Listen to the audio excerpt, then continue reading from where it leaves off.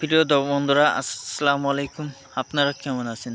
প্রিয় বন্ধুরা, আজকে আপনারা বিনে পয়সায় কীভাবে প্রাকৃতিক শাকগুলো ভাজি করে খাবেন বা কোথা থেকে পেয়ে যাবেন, আর বিনে পয়সার এই শাকগুলো যদি আপনারা প্রত্যেক দিন সকাল সন্ধ্যা ভাজি করে খেতে পারেন শাক হিসাবে, তাহলে আপনারা কেমন উপকার পেতে পারেন তা এই ভিডিওটির মধ্যে আপনারা পেয়ে যাবেন।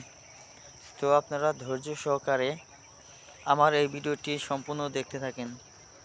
তো প্রিয় ভাইরা, আজকে আমরা এসেছি গ্রামগঞ্জের পুকুরের আশেপাশে ঢেঁকি শাক নিয়ে। তো এই ঢেঁকি শাকটি কিন্তু চাষাবাদ করা হয় না, গ্রামগঞ্জের প্রাকৃতিক শাক বলা হয়। এই শাকটির সাথে আপনাদের পরিচয় করে দিই।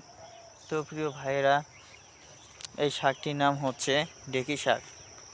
তো প্রিয় ভাই ও বোনেরা, এই ঢেঁকি শাকগুলো আপনারা অনেকে খান না এর উপকারিতা না জানার কারণে। তো প্রিয় ভাই দর্শক ও ভাইয়েরা বোনেরা, আপনারা এই ঢেঁকি শাক খেলে আপনাদের ভিটামিনের অভাব, সকল ধরনের ভিটামিনের অভাব পেয়ে যাবেন এই শাকটির মধ্যে।